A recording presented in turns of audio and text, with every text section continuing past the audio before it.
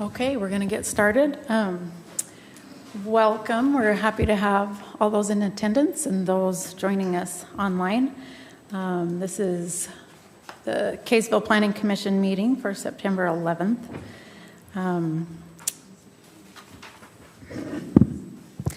We will start with declaration of conflict of interest, if there be any. None. Okay. And then we will move to the approval of minutes from August 14th, 2025 Planning Commission meeting. I wasn't at that meeting, so I will not be able to. Madam Chairman, I attended that meeting and reviewed the minutes and would move for their approval as presented. I second. I think we might have to push that off with only 3 of us, or are we okay with a 3 of 4 majority? I didn't grab the bylaws. Okay. We should get. Well, hold please.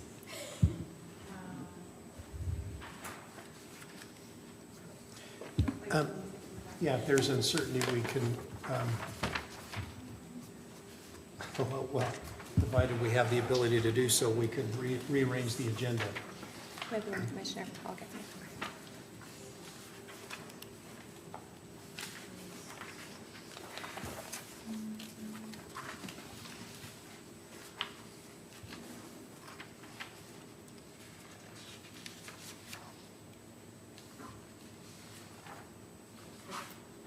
So we would have to have at least 3 present and vote affirmative. For August 14th. Okay, Yeah, so I think we could take a shot at that, correct? yes. Because we have a second. I was here. Were you oath of office on the 14th, or did we do that? I took the oath of office and then I came up and sat in on the meeting, yes. Okay. Yeah, then I think we can, yeah. as long Okay, as- so we have a motion and a second, so all in favor? Aye. Aye. Aye. Minutes approved. Item number 4 is a conditional use permit for electronic message center sign for 888 West 200 North, and I believe Ann has details for us. Thank you, Commissioner. This conditional use permit is for an electronic message sign for the Maverick located on 200 North. They're requesting a conditional use permit to allow for an existing freestanding electronic sign on the property to be replaced, essentially to allow for upgraded electrical components to be installed. The sign will remain in the same location. It will just be those upgrades that will be allowed for. That property is zoned as light industrial, so it is subject to the regulations in that zone, but more particularly our sign regulations found in Title 17, Chapter 33. And staff has found that the sign as proposed meets the requirements for EMC signs, both in terms of not causing glare or rapid blinking or impeding vehicular traffic or pedestrians. It meets setbacks, lighting standards, and staff is recommending approval of this. We did place a sign on the property on September 5th, and staff received 1 phone call, and it was just inquiring as to the purpose of the sign, and once I informed them what it was for, they were satisfied. So no opposition to the sign as proposed, and staff will recommend approval with any conditions the Planning Commission feel are appropriate. And one question that I had is the sign height is allowable? It looks awfully tall. So if you go back to that slide, the height is the same as it is existing right now. Unfortunately, we don't have records from when this initial sign was put in place. I did find a building permit from back in 2015, but it does comply with our freestanding sign standards because of its proximity to 200 North.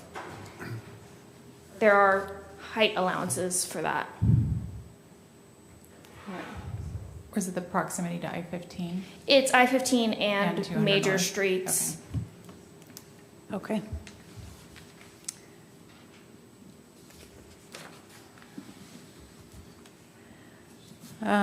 Commissioners, do we have any questions or discussion on the sign? I think you answered the question I had. This is a new sign that's off premise. So there is an existing sign in that same location. So it's replacing a sign that's already there. Very good.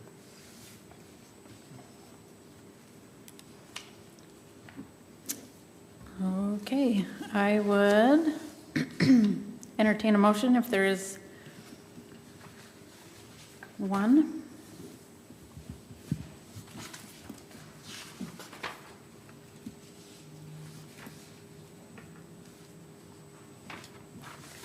Madam Chairman, I would move that we approve this as stated, as written. I'll second it. Okay, we have a motion for approval and a second, and we'll start down here, David, with you for vote. Yay. Aye. Aye. Aye. Motion approved. Okay, our next item is a rezone request for 80 East Center Street from A1 Light Agricultural to CC Central Commercial with a mixed-use overlay. And this is a continuation from previous meeting on August 14th. And we'll let Ann walk us through it.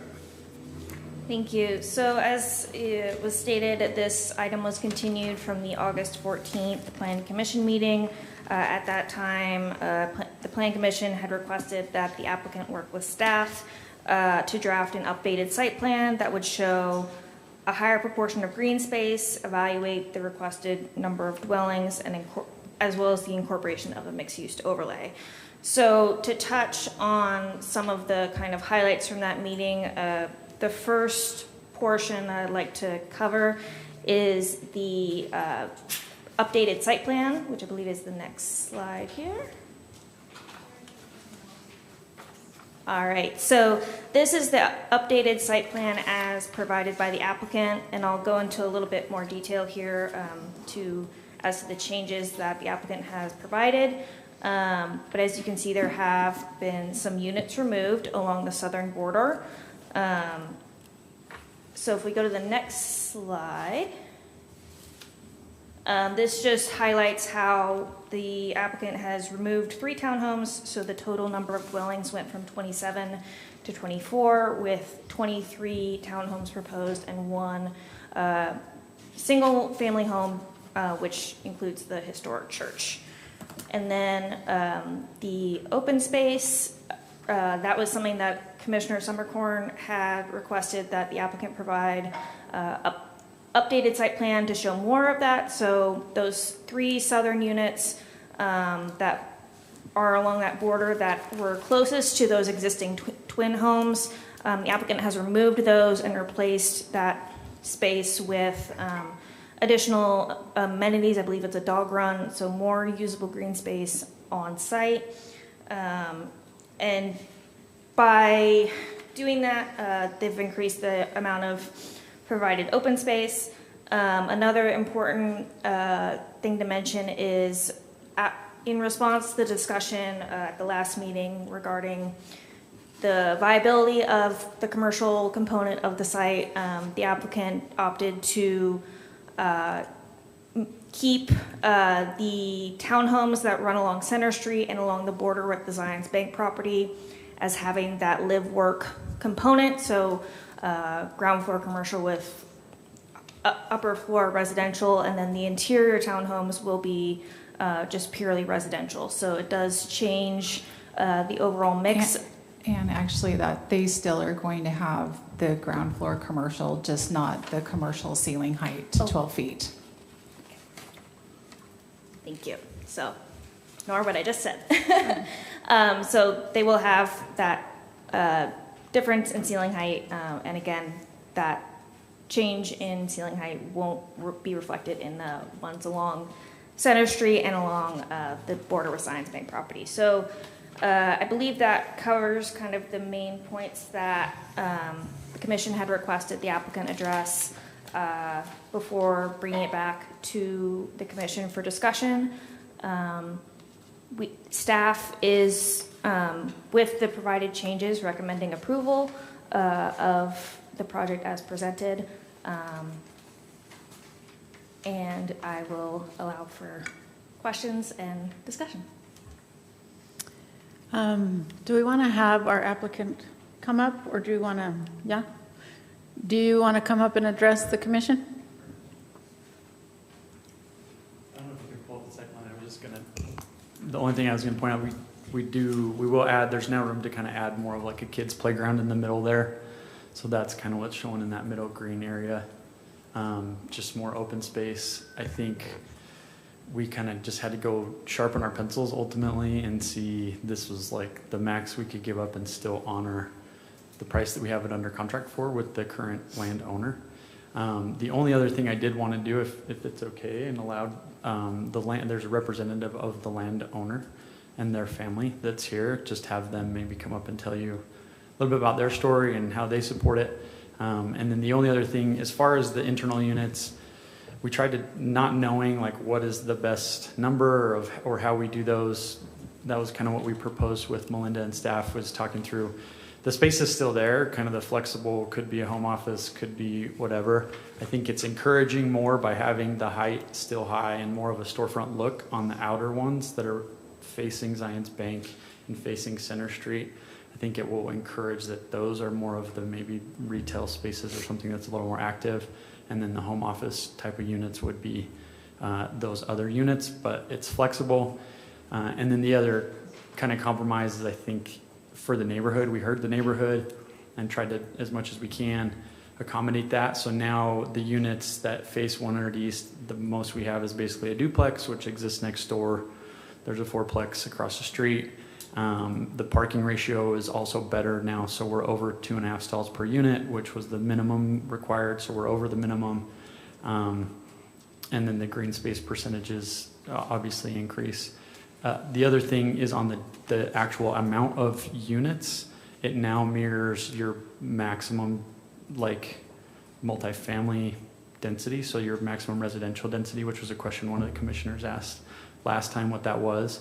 And so this reduction puts us below what that would be if you use just like a different townhome residential zone. Yeah.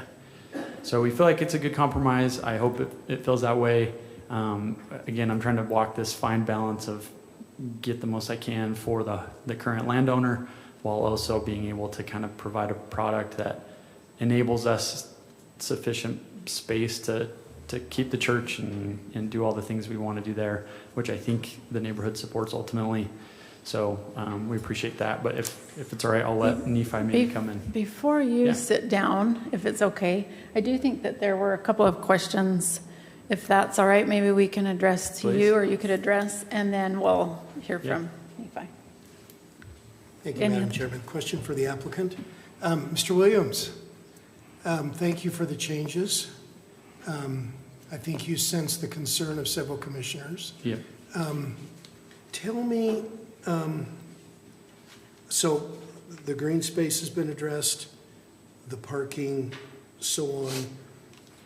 I want to understand, how many units did we reduce from 34 feet to a lower? Yeah, so all the internal units are the lower, which is the other, I guess, compromise is where we're interacting more with the existing neighborhood. Those ones end up being the lower height. So the 6 that are on kind of this front corner that's are kind of circled, and then the 4 interior units are also the lower height. So there'll be a parapet wall on all the units on 100 South. They would And still the- have a parapet wall, it would, but the overall height would still reduce by the 4 feet, so they, Okay, but they still have a parapet wall just to hide like the mechanical equipment that's up there. I'll do a better job with my question. Those buildings that will have a greater height are all located upon that street, 100 South, or Or- facing Zions Bank? Correct, yep. Thank you. That was the question I had. Okay. Any other questions for our applicant? I had a question. I wasn't at the last meeting, but I actually listened to it several times. It was very interesting, very intriguing. Definitely, some excitement with a new prospect in the area. I noticed there was a home next to the church, and I see this here in the zoning. Those are together? Correct, yeah, so there's kind of a breezeway that connects, so that glass kind of hallway that you can see behind the trees would be what connects the two. But the idea was to kind of keep the church as much as possible, so it just looked like it was still kind of standalone on the corner. And then for your residents, you were hoping to kind of do the same thing, that mixed use with like an art studio or something Yeah, along on the lines? ground floor, yeah. And is that using the existing home there, or is that going to be a rebuild? So we had planned on, oh yeah, no, it's not the existing home, it'll be It'll new be- construction. So it'll look, Okay. I think it'll be similar to kind of the storefront that you're creating Same with style. the other stuff on Okay. Center Street, yeah. So that existing home would be taken out? Yeah. Okay. But then there's the preservation and renovation of the church? The church, correct. Which I love that idea of keeping these beautiful properties and increasing their appeal. One more question Of for the course. applicant now. I don't have a laser pointer, forgive me, but, so in front of this area here, there's an existing older home. It's, I may be off on yeah, my it's geography. close, Is that part of the project being demolished or not? it's part of the, well, it will be demolished, but it is a part of the, it's a part of the land, yes. Thank you. Yeah. Okay. I think, is that all the questions for our applicant? Yeah, I'm sorry, just for me, can you just clarify? I'm terrible with knowing which street is what, but the center street is the diagonal one. Yeah. This street here with the more green space is the neighborhood? It's 100 East, yep. Oh, okay. Thank you. And then the outer perimeter are the taller buildings, but the interior buildings are going to be reduced. Correct. Okay, thank you for clarifying. You bet. Okay. That'll be great. Okay. We'll let you have a seat Thank and invite our homeowner family member. Commission, thank you very much for this opportunity to address you for just a moment. Introduce myself. My name is Nephi Harvey. I grew up here in Kaysville. My family homesteaded in Fruit Heights back in the 1850s, and we're still, a lot of us still around here. I have no financial interest in this property whatsoever. Not then, not now. But I do have a familial relationship to the property. I've lived in that home that is being torn down, that was just spoken of. My grandparents were there. Just go back my entire life on this property, so I just wanted to express a couple of things with it. My personal interest in goal and discussion with my cousins that currently own the property has been to do whatever is necessary to help them save the church, because that church is built in 1888. It's a landmark of the community, and it's in dire need of love, attention, and lots of money. Lots of money. I was, hoping to do something along these lines, and I did some back of the envelope numbers on what it would take just to restore the church, and my guess is it's around $1 million to keep the bricks intact. I know my Aunt Hazel, who owned the church before her children inherited it, she spent a lot of money just to put the gingerbread around it. That didn't save the roof, that didn't save the foundation, that didn't make it earthquake-proof or anything like that. But there's a lot of money to go into the church. So my goal in being here is to represent what would be the family's cause. It's going to take money to reserve that church.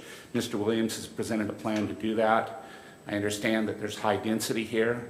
But this density is probably necessary for somebody outside of a Bill Gates or somebody else to come in that has a lot of money just burning holes in their pocket to pay for restoring the church and purchase that property from the parishes, my cousins again. So I'd just like to make that point clear. That church is a landmark. I know what it means to the community.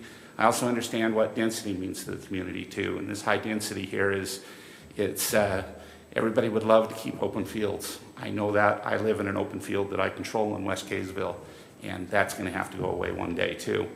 But this is probably a necessity, and I just want to stress that the church should be the focal point. The house that's next to it, I mentioned I lived in it 30 years ago, right after my wife and I got married. My dad was born there 89 years ago, last council meeting. In fact, I skipped his birthday to come to the council meeting and sit here and listen to maybe some miscommunication of people stating that the parishes have received their money and doesn't matter to them anymore. I'd like to state that none of that is true. The sale of this property, them receiving their money, is contingent on a rezone, either with Mr. Williams or somebody subsequent.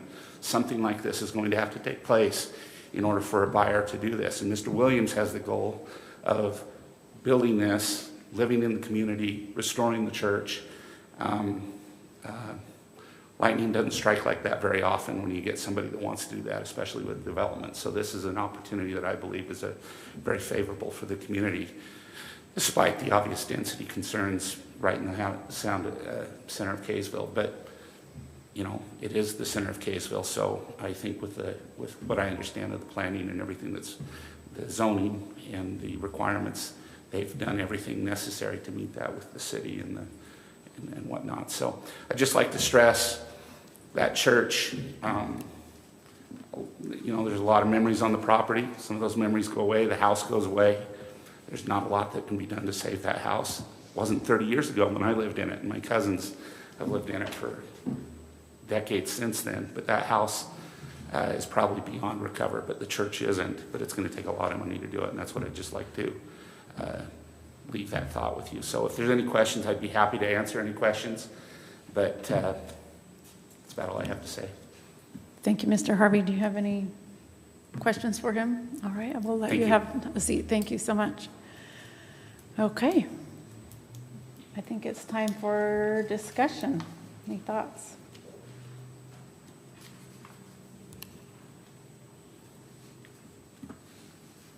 I might start us off just with some general feelings about the project. I would have to agree as far as with Mr. Harvey, as far as our opportunity to try and save that church, I think is it's an opportunity, and I think most people in Kaysville would like to see that happen. With all of its history and architecture, it's fantastic. Totally understand the uphill battle to try and make it habitable and safe, and those financial issues. But in addition, I think this is a fabulous opportunity for us to get a little more Main Street adjacent. Our Main Street is limited, I feel like, to essentially one side of a, somewhat small stretch, and a significant portion of those are not retail.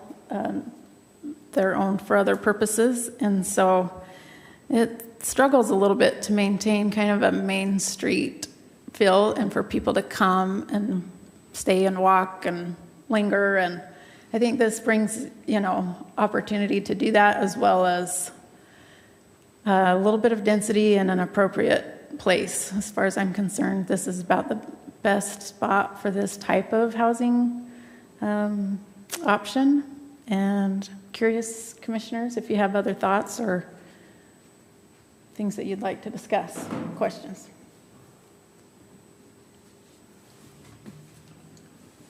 Can we bring Mr. Williams up?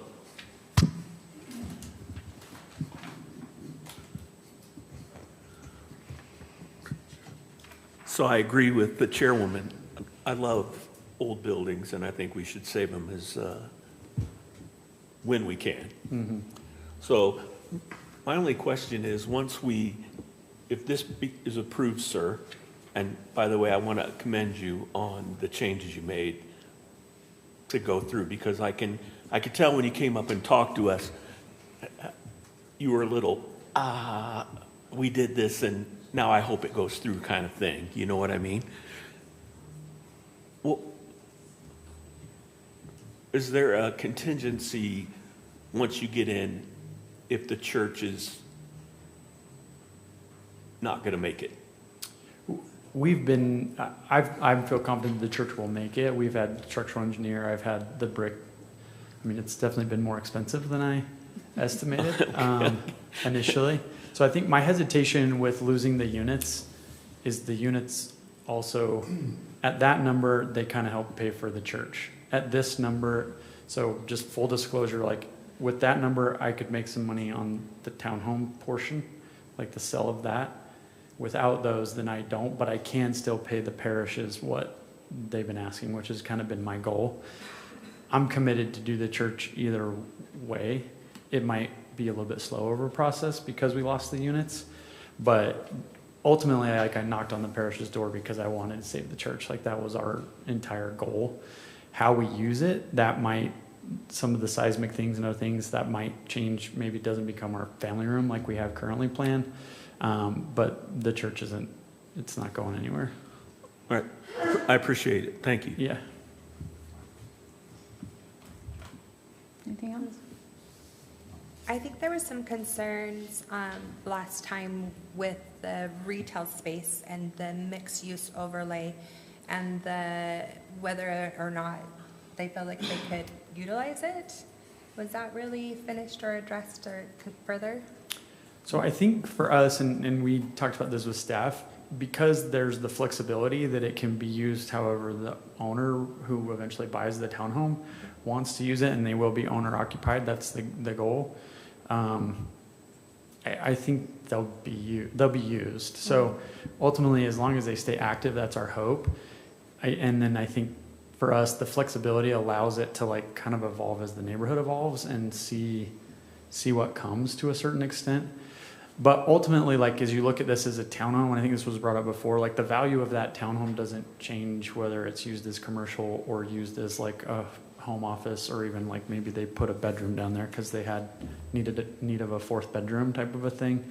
It's still the same square footage, so it will still, there's not like an increase in value, at least the way we're underwriting it. There's not an increase in value for the commercial or a decrease. It's still the same square footage. I think the height, it is more expensive to build the taller ones, and that height I think encourages, and this is standard in other cities that I've developed townhomes that have this aspect, that 12-foot height really kind of gives it that feel that it can be something more than just the home office. But ultimately, it won't change what they sell for. If someone really wants to use it as some type of retail space like we hope, or doesn't, it won't sway like whether they sell or not, I guess, if that makes sense. Mm-hmm. And then one last question for me. I think I saw some inspiration board and then maybe some renderings. Something was a little more modern, something was a little more quaint. What is the direction that we're going with that? So for the storefronts, it's all really more the quaint, like, well, for both, ultimately, they're just kind of copying traditional trim, like, I think similar to the one that just was redone on Main Street, like the big cornice at the top and the details that kind of give the same feel of more of a historic Main Street and that continuation. It seemed like there was an additional image that was added this time This that week? was more contemporary, that did give me a little pause, and I thought, that doesn't seem to match. Yeah, that's my question. It might have Yeah. been. Let me pull that up. Yeah. So you can keep discussing. I'll pull it up and drag it to screen. Okay. I think that one of the concerns from the previous discussion was Commissioner Summercorn was a little worried about having a mixed use where we may not end up with as much retail as you would like in a mixed use because they're flexible. And so I don't know that necessarily is addressed, but I do think it basically plays to the demand. Like, do we have a demand for retail and get people in here, and then it's an option. And if not, then it's not going to sit unused. It'll still be residential use. Right. So. Right, which I think is, I know I've worked with Commissioner Summercorn in Salt Lake City, and they've had a lot of that where they just like, you have to do the commercial and it has to be commercial. And in the neighborhoods where it doesn't work, it sits vacant. Mm-hmm. And I've seen projects and worked on projects like that. That's why I like leaving it flexible, because you kind of let the market decide what. Yeah, I think it is. I think that it's a good use. But. I do like the idea, and it's smaller space. You said it's like 250 square footage on that main level. And I like the idea that you're willing to put the details into it. Not only is it attractive to the buyer, it's attractive to the people that live in the area. It kind of gives that quaint. Yeah. Yeah, you want to see it cohesive with the downtown and the architecture there for sure. This main street over here, it's got some really beautiful details and some cool details when you look at it. That I'd love to see maybe restored a bit. For sure. I don't know which one of these was the.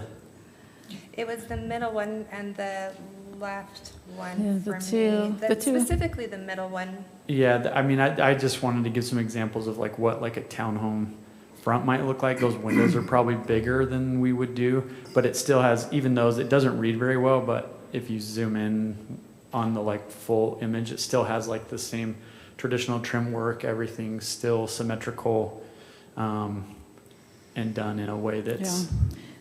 Those two images are a little bit, in my opinion, at odds with this white one, and then the one that you have of the whole unit with the, the six together, that I think are great. So that would be a direction I would encourage. Yeah, it's our vision to have it look and feel more traditional textures, materials. I maybe didn't pick the greatest images, but similar, like those trim works are similar. Nice. The renderings look good. Now we're back to imagery that we saw on August 14th, which is quite a bit different. Mr. Williams, what point are you at? Have you bid this? Have you priced it? What's your contractor? Just rough concept bids, yeah. Okay, so, and now a question for staff. Would our development agreement include the requirement for these types of storefronts and define a style, or?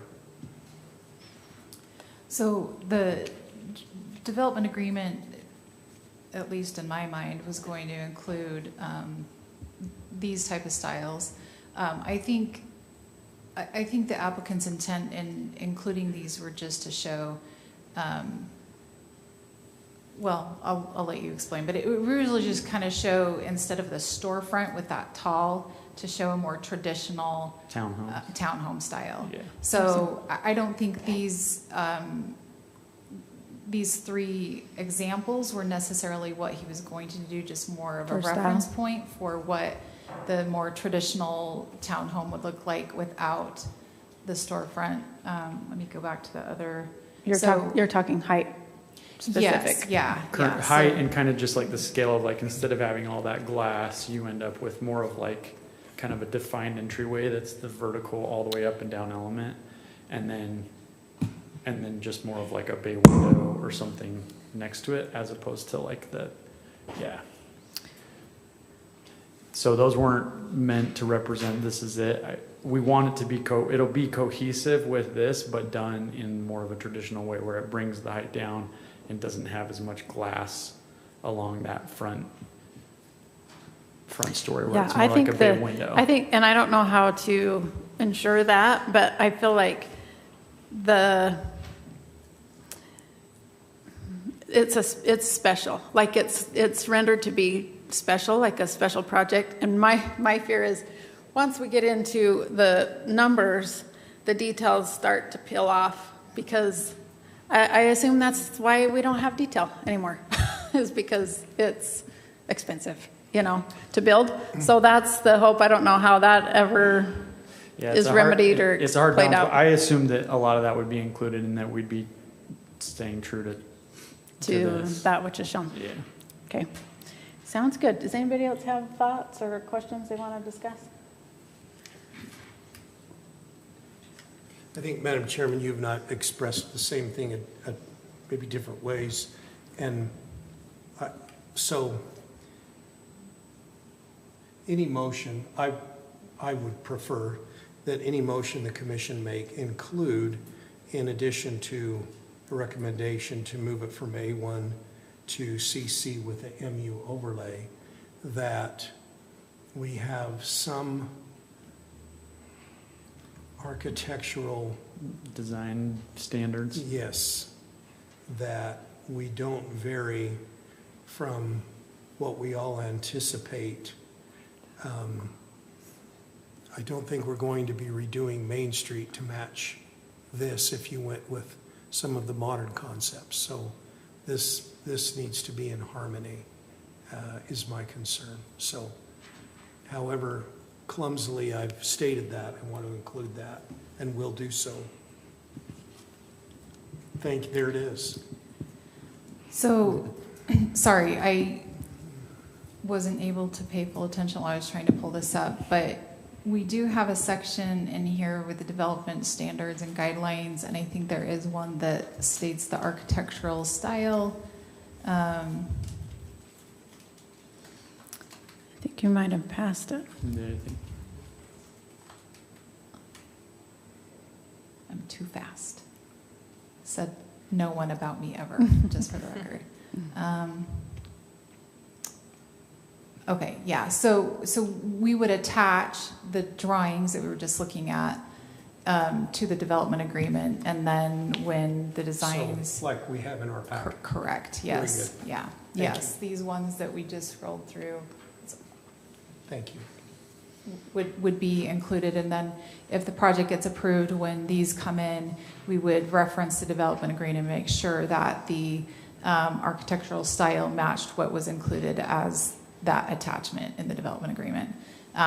Colors could change. I mean, we don't necessarily, I wouldn't consider color, like if it was a different shade of green or blue, or you went with more muted grays and tans, it's not referencing the colors, it would just be that architectural styling. Although actually it does say color and materials, but right, if it was a different shade of green, but was close enough, we do have a point in the development agreement just say that it has to be substantially conforming to what is in the site plan. So there's a little bit of room for some flexibility, right? Like if it ended up being a more muted green than what was shown. actually, my wife's the color person. You saw her pink hair, so she's the color picker. I do more of the details and the trim and how it lays out, so. So maybe if we just point out particular attention to that architectural component of the development agreement. I would be open to a motion if anyone is ready. Do you have more to discuss? Madam Chairman, one more question of staff, please. If I'm following from August 14th to today, we've reduced the reliance on street parking from 3 to 2. Is that what the net effect is? Yes, I did the math on that, I think 4 times, and 3 times got the same math at the end. But here's the distinction. The commercial square footage and how we calculate that is based off of fractions of 1,000 square feet. So it didn't, the reduction of the 3 units which ends up being a reduction of about 800 square feet of commercial space, didn't substantially reduce the amount of parking required because it wasn't enough of a reduction. So it was just one parking spot that was reduced for the on-street. Thank you, and it's driven by the commercial number, and my confusion is partly based on the number of units eliminated. Yes. Versus the change in parking was not as great. Yes, exactly.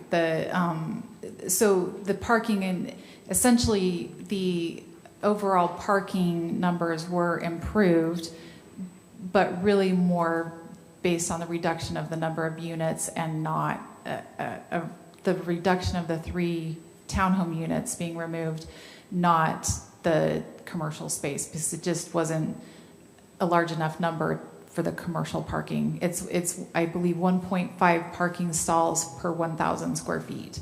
And so it went from, I think it was 8,000 square feet about to 7,200. So it didn't really reduce the commercial parking requirement. It was the residential parking requirement that was reduced. And the increase in the green space was a request, but can you go back to the green space maybe? Because you added that area that maybe would be able to accommodate a small playground. Increase the size of the dog run area. Yeah. And then there's still, like, the bocce ball court is the... But the rest of it, it's like, because it's rear loading, not really anything in the front for the walkways. It looks like there's like a strip of green ahead in front of everything and Yep. in between. Correct. Which those like I think in the code it calls those patios and courtyards, so that Okay. all is a part of the calculation as fulfilling that green space requirement. Although there isn't an actual requirement in the zone that we're requesting, so there isn't a minimum Green space green requirement. space requirement. We just increased it accordingly. We had heard of another townhome project that got approved with 33%. I think they were below 33%, and then they increased to 33%. So we had kind of aimed to stay above the 33% line. So just the townhomes, if you just took the townhomes as its own parcel, it would be above the 33%. And then if you include the corner lot, it's at like 45, I think, % green space. Again, that was kind of done to help buffer the existing neighborhood and kind of use the existing trees and yard as a buffer for the impact of the new units. Okay. If this were to be rezoned to RM, the number of units, the calculation of open space the RM zone would require would be 15,600 square feet. And this is about 42,000 overall, if I recall. So the entire project would exceed by about 3 times what the RM would require if it was just straight RM. So they are besting what the RM would require by quite a bit.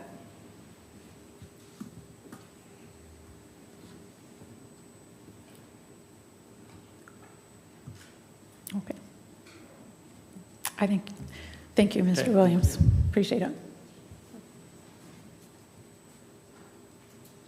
Maybe an unpopular opinion, but I'm not sure. Maybe I need some more information on it, but for the removal of those a couple of units, just increased a couple amenities to the current project. So the initial site plan had townhomes that came just all the way over to here. So the removal of those 3 units did a couple things. One, it buffered the twin home to the south, and the initial request was that they would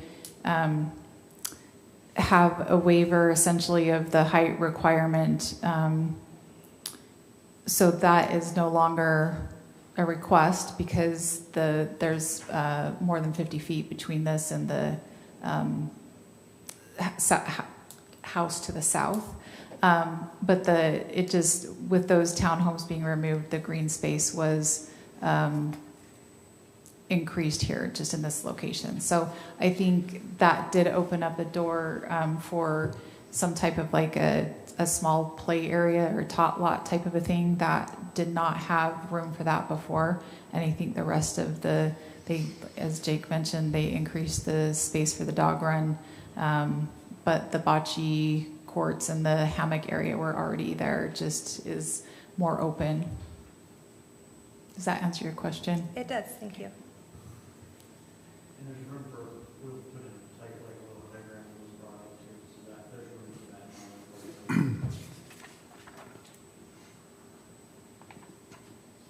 That helps, thank you.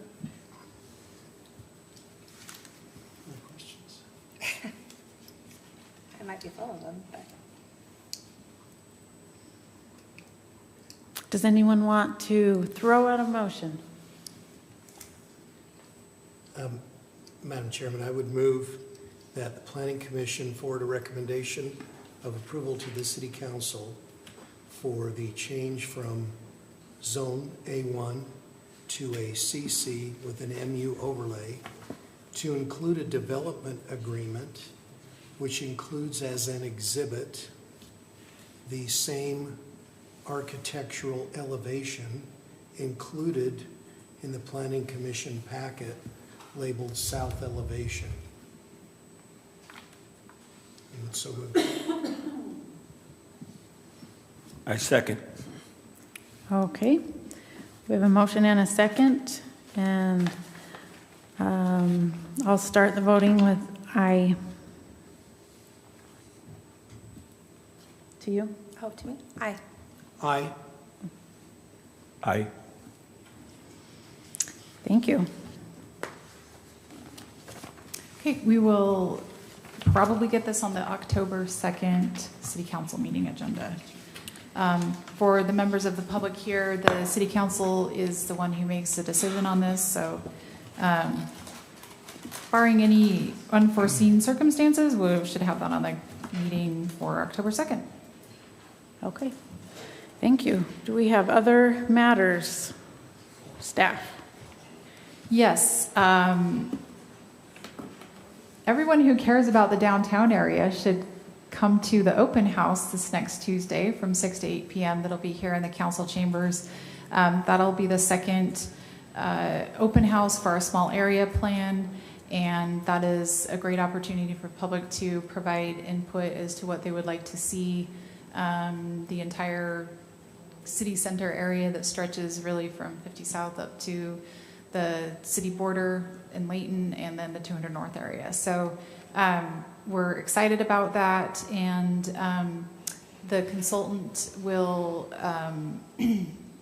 finish compiling after that community input that's received this next Tuesday, take the information from the survey that closed a couple weeks ago, and then we'll be proceeding with the next steps of that small area plan.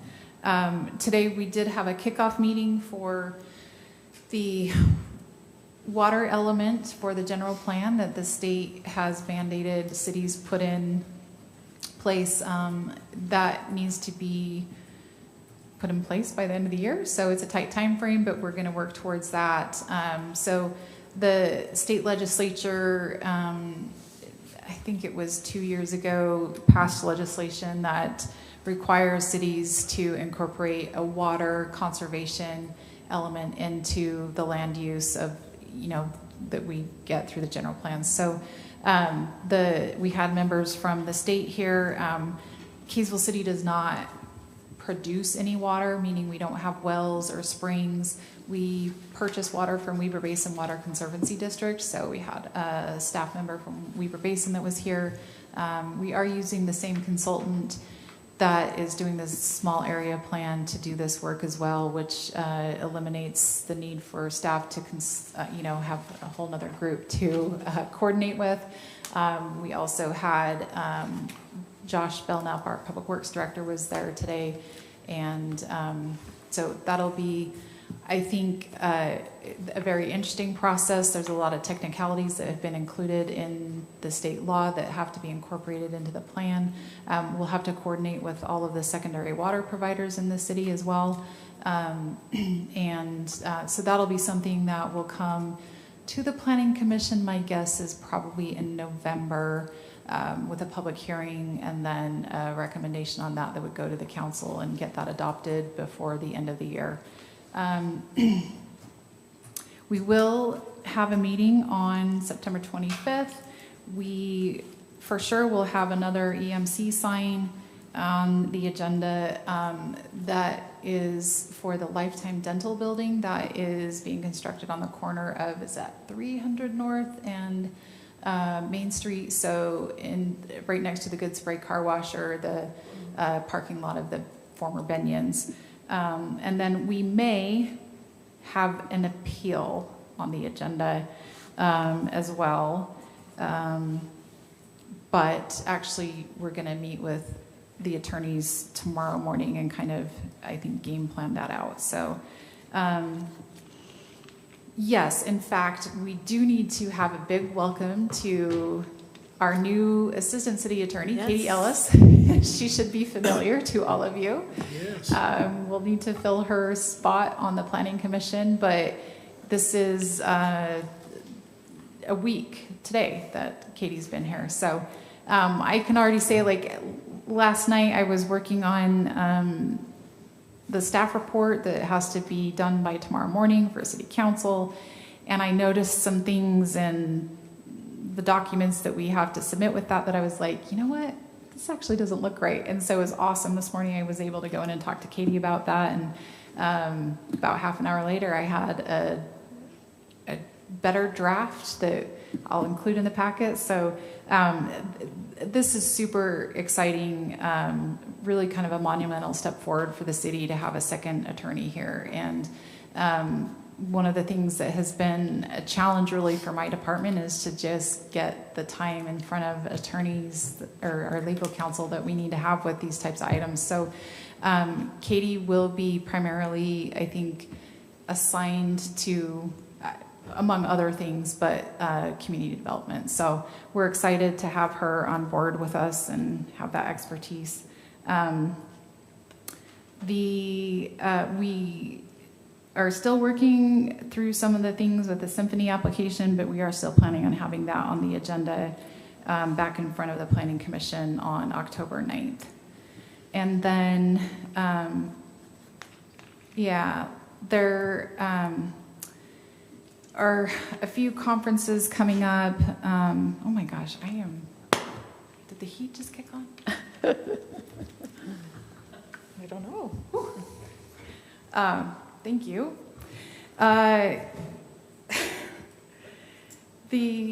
Sorry about that. So I did send out information about the APA conference. That will be October 9th, 10th, and 11th. No, because it's not on a Saturday. It's the 9th and 10th. So we registered, I think, Aaron, we registered you. I think we registered Dave as well. I forgot to look at that. I'm so sorry. We can still get you registered if you can attend. It's the one that's in Salt Lake City? So that is the one that's in Salt Lake City. Okay. There is also, in fact, I think it's in my draft email, but so October is going to be a busy month for opportunities for training, which is great. But the League of Cities does a planners day at their conference every the Thursday of their conference, and I think that would be October 2nd. So we can send out that information. And then the Utah Land Use Institute usually holds theirs, I think it's usually the 3rd or the 4th week of October. So we'll send that information out, and if there's any of those opportunities that you would like to attend, we can get you registered. I think that's it. Unless there's any questions or anything else. Okay. All right, fantastic. Well, we are open for a motion for adjournment. We'll beat it before 8 o'clock, you got 2 minutes. I'd like to make a motion for adjournment. So moved. We are adjourned.